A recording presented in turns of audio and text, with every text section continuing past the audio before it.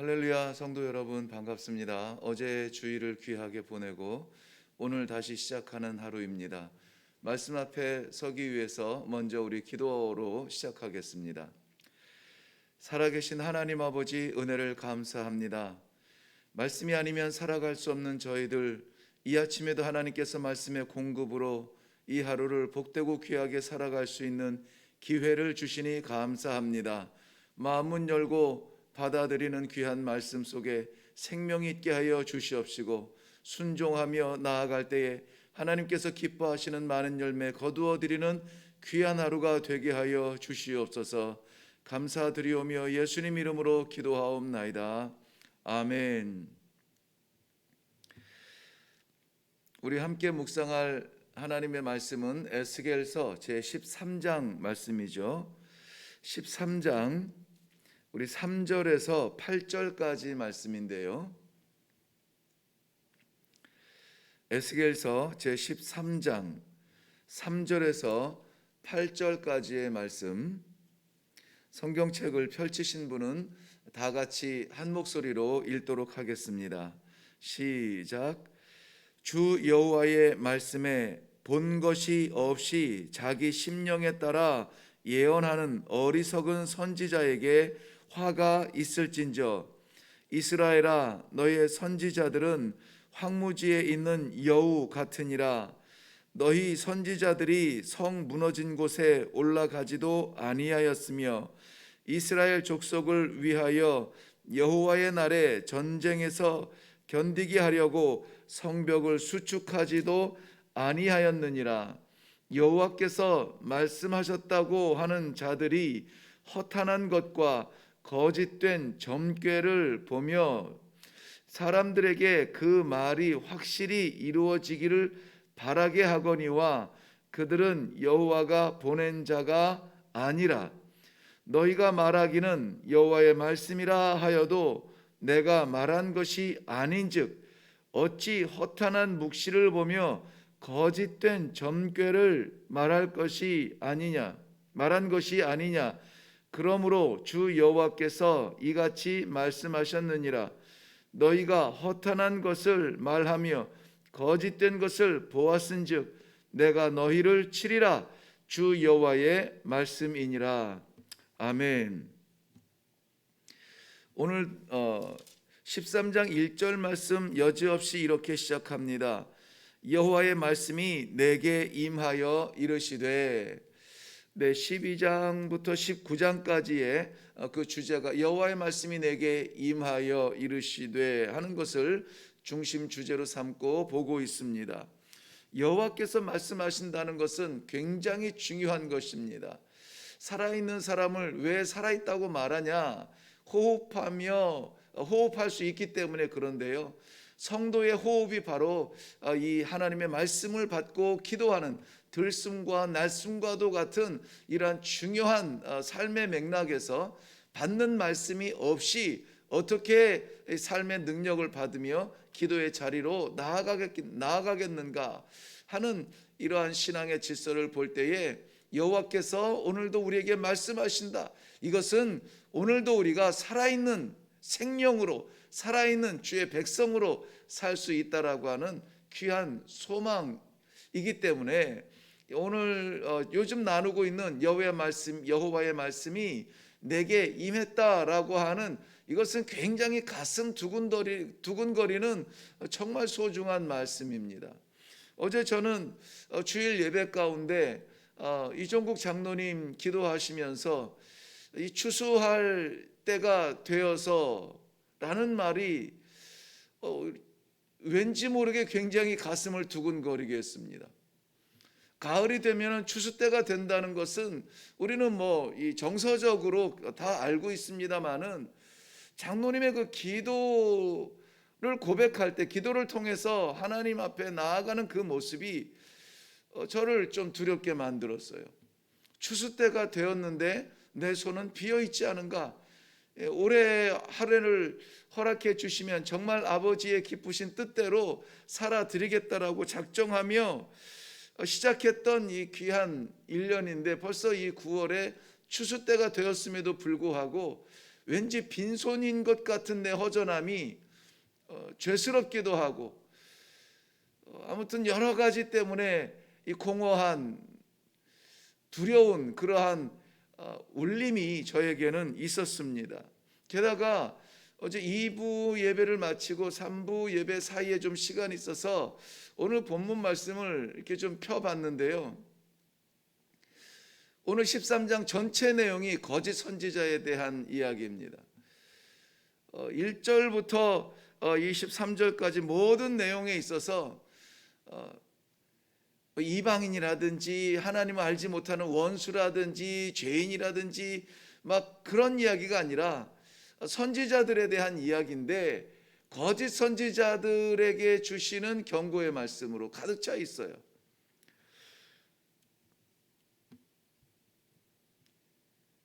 오늘 우리는 우리 각자의 허락하신 삶도 귀하지만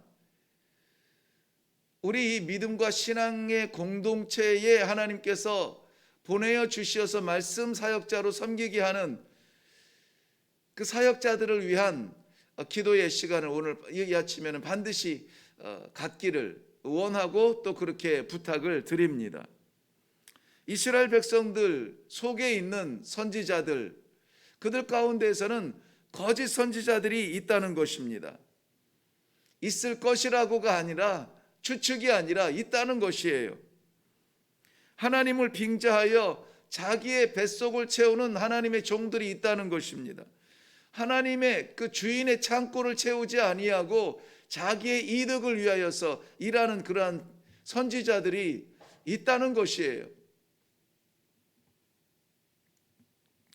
그 정체를 한번 오늘 본문 말씀 가운데서 몇 군데 살펴보도록 하겠습니다. 어떤 사람들이 거짓 선지자입니까? 6절 하반절 말씀에 보면은 그들은 여호와가 보낸 자가 아니라 그랬습니다. 여호와가 보낸 자가 아닌데 여호와의 종이라 선지자라 그렇게 사역을 하고 있다는 것입니다. 이 본질적으로 규정하고 있는 것은 선지자는 하나님께서 보내신 하나님의 종입니다. 하나님의 말씀을 대언하라고 세운 하나님의 사신입니다. 그런데 하나님께서 보내지 않았다는 거예요. 하나님으로부터 부르심 받은 소명도 없고 사명도 없어요. 그런데 하나님의 일이라고 외치고 다니고 있다는 것이죠. 굉장히 심각한 말씀이죠. 먼저는 하나님을 속이는 것입니다. 보내시지 않았는데 보냈다. 그리고 순전한 백성들을 속이는 것이죠. 무엇보다 자기 자신을 속이고 사는 그러한 인생들입니다. 신실하신 하나님께서 파송하시고 마지막 시대에 하나님의 말씀을 그의 백성들에게 선포하기를 원하여서 사용하는 입술, 하나님께서 보내시지 아니하였다면 자연스럽게 하나님의 말씀은 그 입술에 없는 거죠.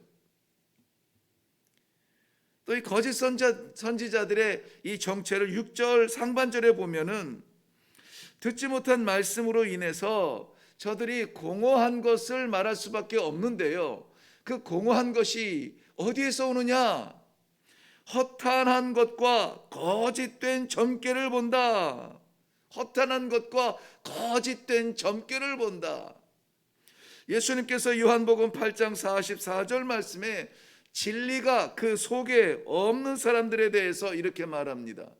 진리가 그 속에 없으므로 진리에 서지 못하고 거짓을 말할 때마다 제 것으로 말하나니, 거짓을 말하는 것마다 자기의 것, 내 속에서 나오는 것으로 말합니다. 왜 그렇습니까? 이는 그가 거짓말쟁이요 거짓의 아비가 되었음이라 그랬습니다.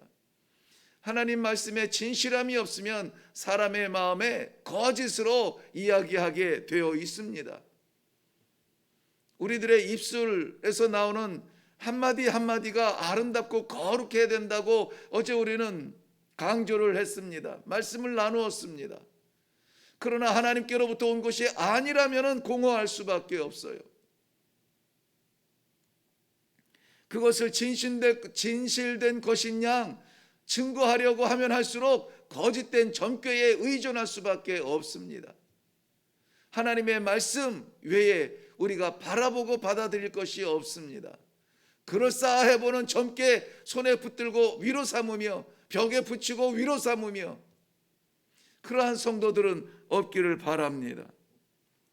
거짓 선지자들의 정체를 보면 2절과 3절 말씀에 연결되어서 보는 내용에서는 자기 마음에서 나오는 예언을 한다 하는 말씀이 있어요. 그리고 본 것도 없는데 자기 심령에 따라 예언한다. 예언하는 것이 마치 신령한 무슨 말하는 것 같지만 그러나 자기 속에서 나오는 거, 자기 생각에서 나오는 거, 자기 느끼는 거 말하는 거, 자기 하고 싶은 거 말하는 거, 그건 누구나 할 수 있는 겁니다. 자기 생각을 하나님의 말씀인 양 그렇게 위장하여서 예언을 한다는 것입니다. 이런 사람들의, 이런 선지자의 특징이 있어요. 뭐냐면 하나님과 상관이 없으니 사람 간의 상관에 집중하는 것입니다. 사람들을 붙들어요. 사람들을 쫓아다닙니다. 사람들이 좋은 말을 합니다. 사람들이 재밌는 일을 합니다. 사람들이 좋아할 것들을 찾아서 나눕니다. 하나님께서 무엇을 원하시는지 상관하지 않아요. 하나님께서는 분명히 책망하시며 불안에 떨며 포로로 끌려가며 회개의 기회를 갖게 하는 것인데 아니 우리는 평안하다 평안하다. 오늘 성경에서도 그랬습니다. 10절 말씀에 보세요. 10절 말씀에 보면은 그들이 내 백성을 유혹하여 평강이 없으나 평강이 있다 함이라 그랬어요. 그리고 어떤 사람이 담을 쌓을 때에 그들이 회치를 하는도다 라고 말하고 있어요. 위기를 느끼고 정비를 하며 야 이렇게 하다가 무너지는 거 아니야? 원수 쳐들어올 때 우리 망하는 거 아니야? 담을 쌓으려고 노력을 하면서 땀을 흘리고 시도를 하는데 거기에다가 대고 괜찮아 아직 튼튼해 평안해 이 정도면 됐어 7이나 하면 되겠지 뭐 하고 거기에다가 허옇게 회칠이나 하고 앉아있다는 것이에요. 겉으로만 화려하고 귀에만 듣기 좋고 눈에만 보기 좋은 일들로 채워지는 그러한 사역자들 우리는 긴장하며 저들의 중심이 하나님을 만날 수 있도록 저들의 입술에 하나님의 진리가 담길 수 있도록 사람이 아니라 하나님을 상대할 수 있도록 사람 귀를 즐겁게 하지 아니하며 하나님의 마음을 기쁘게 하는 종들이 되도록 우리는 기도해야 할 것입니다. 또 이 거짓 선지자들의 정체를 보면 5절 말씀 보면요 5절 말씀에 눈으로만 한번 가보시고요 제가 설명해 드릴게요.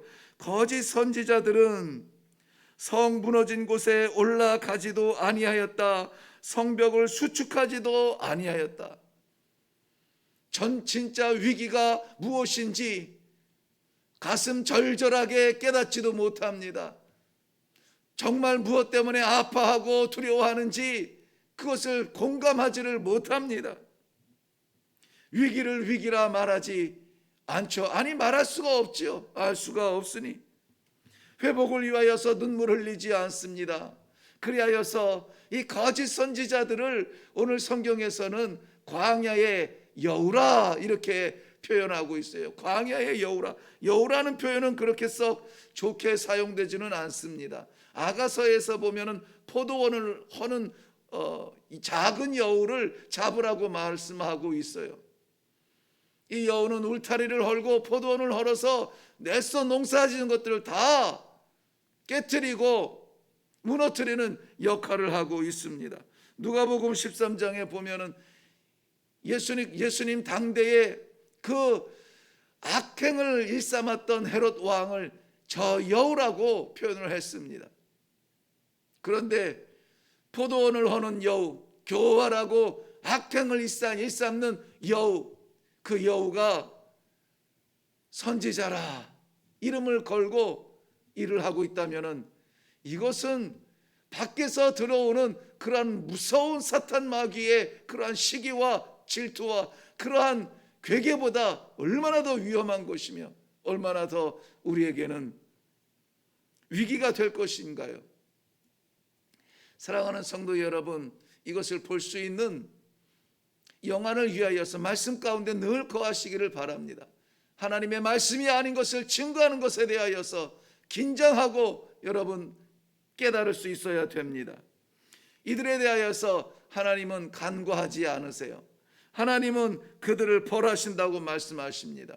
9절에 넘어가서 연장해서 보면은 9절에 그들을 벌하시는 모습을 이렇게 표현하고 있습니다.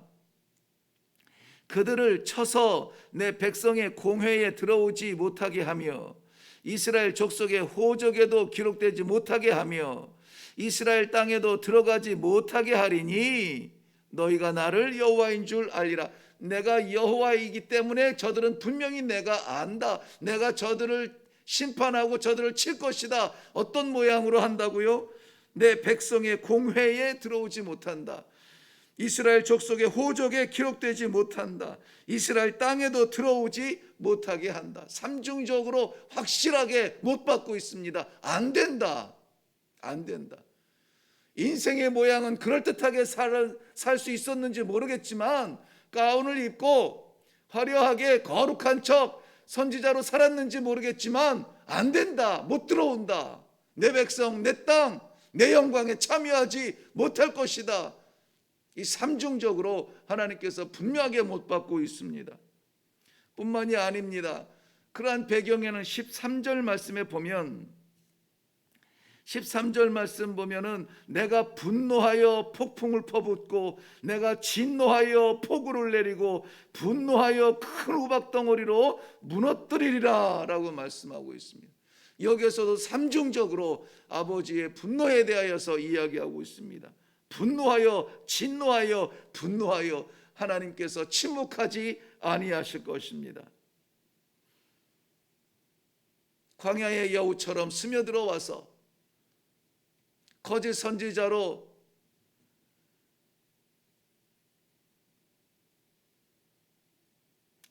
시간을 보낼 수는 있지만 잠시 자신의 뜻이 이루어지는 듯 만족감을 누릴 수도 있겠지만 자신의 배를 채우며 자신들의 이름을 남길 수는 있겠지만 그러나 그날에 내가 너를 도무지 알지 못한다. 내게서 떠나라. 하나님의 엄위하신 심판을 우리가 확실히 믿는다면 오늘 우리가 알고 있는 혹은 우리 각 재단에서 사역자로 섬기고 있는 사역자들을 위하여서 우리는 뜨거운 마음으로 기도해 주어야 할 것입니다.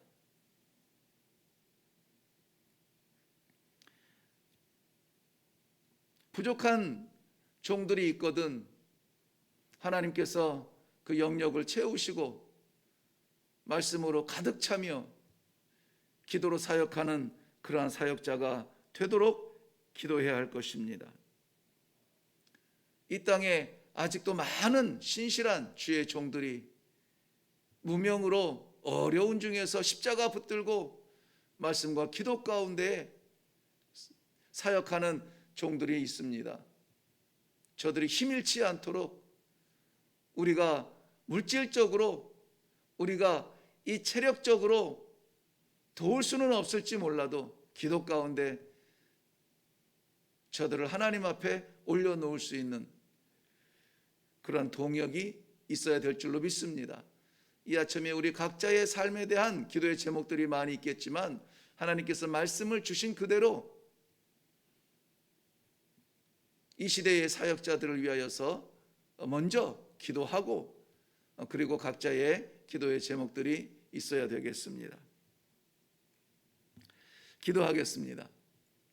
살아계신 하나님 아버지, 은혜를 감사합니다. 우리들의 연약하고 작은 그저 이 한 목숨 살기에도 벅찬 삶 가운데 하나님 아버지, 오늘 귀한 기도의 성도들, 기도의 동지들을 불러주시고 이 시대의 말씀의 사역자들, 하나님의 종들을 위하여서 기도할 수 있는 이 놀라운 선물 같은 기회를 주시니 감사합니다.